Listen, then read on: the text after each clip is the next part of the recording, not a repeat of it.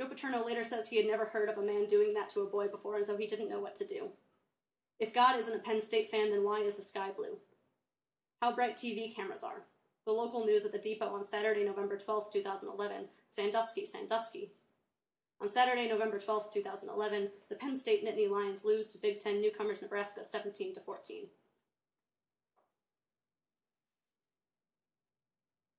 The reason I wanted to have that other poem is because it lightened the mood. But so that's the last thing I have on this little podium thing here. So thank you.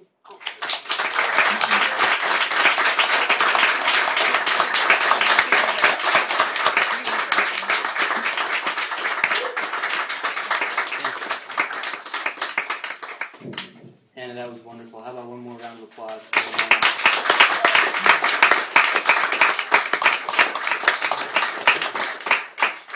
Okay, so before Lewis reads, we're going to take a quick break. And during that break, I'm going to go around with that little box over there and collect donations. And we sort of rely on everyone's donations to make these wonderful evenings happen. So we really appreciate it. And we'll reconvene in about 10-15 minutes.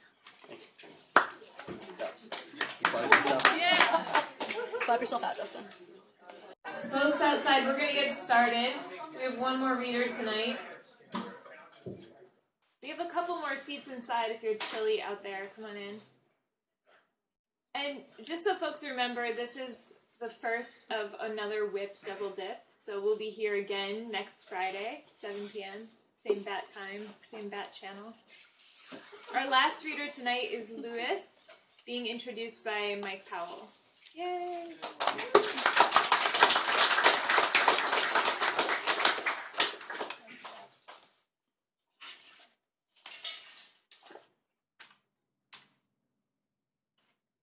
For a few nights now, I've sat up in my chair with my weed pipe still smoldering and wondered when the window to my feelings about Lewis DeJong would swing open and allow me to see them clearly.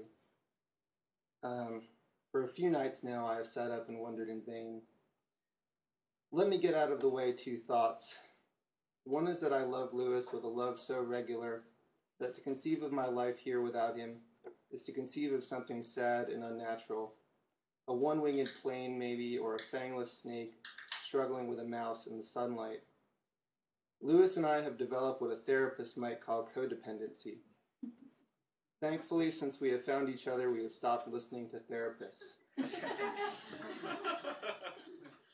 The other thought about Lewis that I have to get out is that he can be a stubborn and incurious bastard.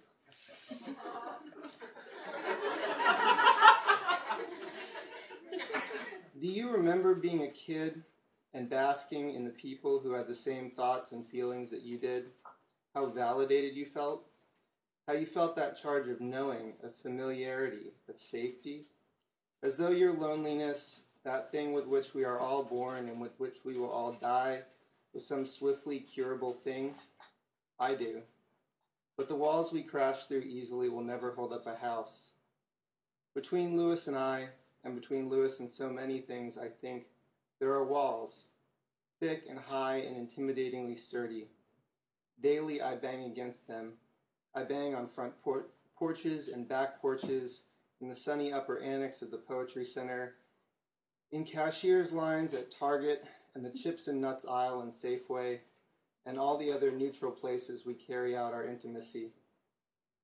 I stand outside the walls in my effeminate pants and throw stale raisins at them, and the hard pits of avocados and empty bottles of the overpriced beer he chides me for drinking. I throw all these things at his walls, and though the walls dent, they never crumble or fall.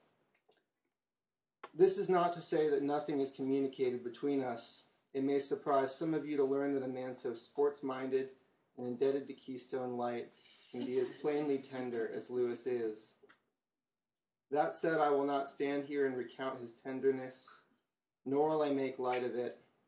If there is anything that the states of Iowa and Connecticut have in common, it is, I gather, the tendency toward emotional silence, toward a steady kind of warmth that never reaches intense heat, toward adoration, but not effusiveness, which is cheap and by the bushel, and can be found in the dim places where people drink and attempt in their resilient ways to make any kind of connection at all. Instead, I will say that I am grateful for the moment when Lewis and I are 12 minutes into our rides on the stationary bikes at the University of Arizona Rec Center, and Lewis, having exhausted me with arguments about art and style and morality, says, "I'm going to jam out for a while now," and puts in his headphones, and I put in mine, and then we ride in silence, side by side, surrounded by all those sudden biceps and baby faces, and t-shirts bearing sorority names and simple metaphors for the least interesting kinds of sex. Then at the 30-minute mark, our legs slow in concert, and he turns to me with a proud smile and says, "I made it over 8 miles today," and I wipe my forehead and say, "Hey, that's really pretty good. It really is." Lewis.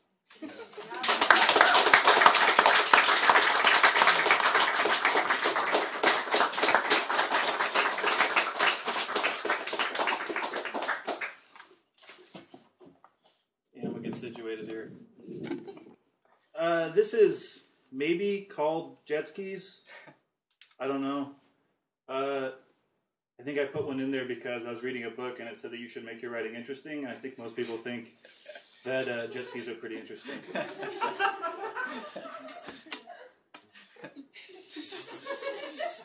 When Mitch got to her tiny office, Madison, his career change coordinator and not his therapist, she had cheerfully reminded him last time, met him at the door and guided him into an ordinary conference room.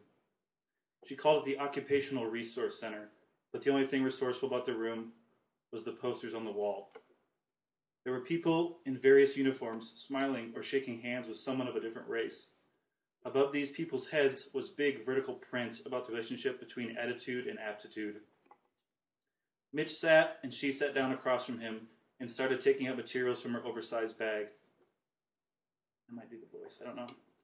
"Today," she started, "we're focusing on what I like to call emotional inventory. Now what that means is I want to spend some time thinking about what qualities you'd like to employ, what traits you'd want to contribute, what intangibles you can provide to a work environment." He could hear her, certainly, but his attention was on her only gesture, her hand circling around like she was elegantly pulling toilet paper from its roll. On and on about unhappiness in the workforce, about people recalibrating their career choice, about optimal fields. Her face, or her mouth maybe, trying to push out some of these wild phrases, was the second worst thing about looking at her. The first was the cartoonish blonde hair, done up perfectly like the type of woman who loses her virginity in a vacation home, the type of woman who dies never having gone bowling. The rest of her was all right, though, he supposed. Now she was talking to him. "May I see your career change binder?" Mitch passed the big brown thing over, and she started to browse through, turning pages quickly. Mitch had not made time to go over this, to inventory his emotions, and he knew it would gnaw at her, send her gesturing hand into a tornado. But how could he answer? One of the questions asked, he imagined in Madison's wobbly voice, "Imagine you're returning to your 20-year high school reunion and your old classmates ask you what you would do for a living. Journal about which occupations would bring you the most pride, and why. Please be specific." Mitch wrote down 20-year high school reunion coordinator, then crossed it out only to write it again. Other answers were less inspired, but all of them were short or shorter. As she read, Madison sucked air in through her mouth and her forehead tightened. She flipped through all the exercises a second time and then set the binder down, turning it around so he could read it. "This is unfortunate," she said. "I really wish we could have found some more time to spend with these journaling questions. You see, I can't quite parse out what categorical fields are valuable to you. Like, I don't know if you really like working outdoors, or if you have difficulty working with customers, or how you feel about computers. Those sorts of likes and dislikes are crucial to setting up a meaningful path for you to pursue, which is really, really important to the system I've got us working with. Does that make sense?" she said finally. "Sure," he said. "So why don't we just pretend that we're two people talking," she said. "Pretend we're two people talking?" he repeated. "And I'll ask you one of these questions, and it'll just be you and me. Nothing formal, just two people," he said.